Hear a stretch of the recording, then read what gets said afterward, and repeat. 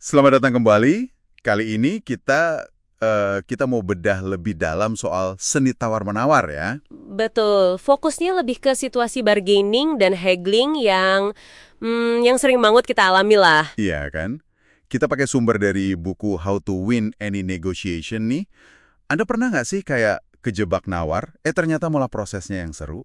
Barangnya sih nggak gitu pengen. Nah, itu dia. Justru buku ini ngajak kita mikir lebih dari sekedar nurunin harga gitu, tapi lebih ke apa ya, memahami psikologinya. Psikologi di baliknya ya. Iya, dan gimana pakai strategi tertentu buat istilahnya ngendaliin alur tawar-menawarnya. Oke. Contoh si Barbara di buku itu, yang akhirnya beli lukisan Bloodroof $43 padahal awalnya nggak niat sama sekali, itu menarik banget sih. Betul, itu nunjukin gimana fokusnya bisa geser. Dari yang tadinya mikir, saya butuh nggak ya barang ini, jadi, wah bisa dapat harga lebih murah nggak nih? Jadi kayak main game gitu ya. Bisa dibilang gitu. Ada energi kompetisi di situ yang, bisa dimanfaatin sebenarnya. Oke, oke. Juga kita bongkar deh beberapa taktik praktis dari buku ini buat ngadepin haggling.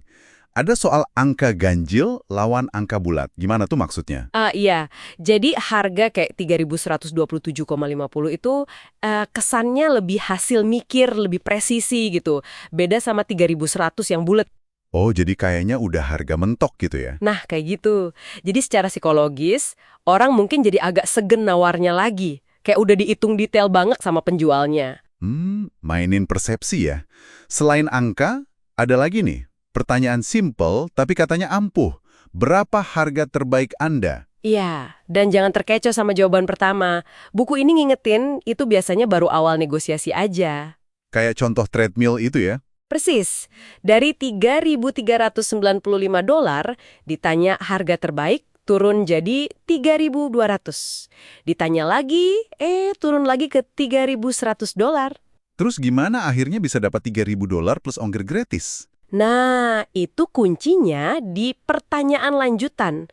Kayak, ini beneran harga paling rendah yang pernah toko kasih? Atau bahkan nanya, siapa sih yang punya wewenang ngasih harga lebih bagus lagi?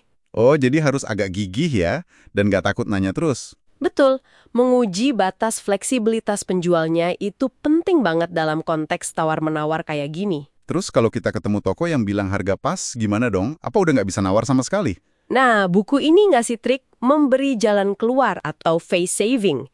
Intinya, kita kasih alasan logis ke penjualnya kenapa kita layak dapat pengecualian.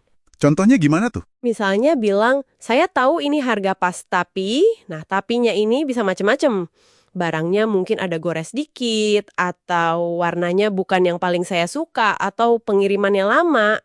Ah, oke oke. Jadi kita bantu penjualnya nemuin celah biar bisa ngasih diskon tanpa melanggar aturan toko gitu ya. Tepat, kita kasih justifikasi buat dia. Cerdik kan?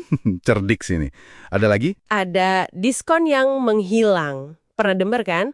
Kayak di tempat wisata gitu. Oh, yang diskon pembeli pertama atau sebelum jam makan siang gitu ya. Contoh di Istanbul itu kan. Iya, bener banget. Itu tujuannya buat bikin kita ngerasa, wah harus beli sekarang nih. Kalau enggak nanti harganya naik lagi atau diskonnya hilang. Menciptakan urgensi gitu.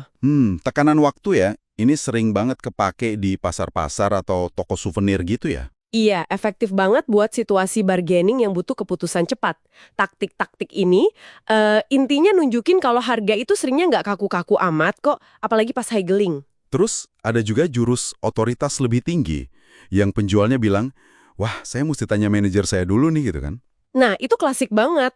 Padahal bisa jadi manajernya nggak ada, atau ya emang dia punya wewenang, tapi pakai alasan itu buat nolak tawaran kita secara halus. Atau biar kita jadi ragu gitu ya. Bisa jadi. Dan satu lagi yang penting diingat dari buku ini. Jangan anggap dokumen tercetak itu harga mati. Maksudnya kayak formulir perjanjian gitu? Iya, contohnya formulir pinjaman standar, kelihatannya udah baku, tapi sumber ini bilang itu pun seringkali masih bisa dinegosiasikan poin-poinnya. Jadi jangan takut buat nanya dan nawar.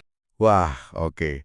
Berarti intinya tawar-menawar, khususnya bargaining dan haggling ini bukan cuma soal adu harga ya. Jauh lebih dari itu. Ini kayak tarian psikologis, adu strategi buat ngontrol alur, persepsi, ya ujung-ujungnya hasil akhir. Menarik banget. Dan kalau kita lihat gambaran besarnya nih, buku ini juga bedain antara transaksi popcorn yang sekali aja kayak beli oleh-oleh sama negosiasi dalam hubungan jangka panjang. Maksudnya kayak sama supplier tetap gitu. Iya, contohnya gitu. Nah, ini jadi pertanyaan penting buat Anda renungkan. Kapan sih dapat harga paling murah dalam satu kali tawar-menawar itu bukan kemenangan terbaik? Kapan menjaga hubungan baik demi keuntungan jangka panjang itu jadi lebih berharga daripada sekedar katakanlah ngotot dapat diskon paling gede saat itu juga. Itu yang perlu dipikirin lagi.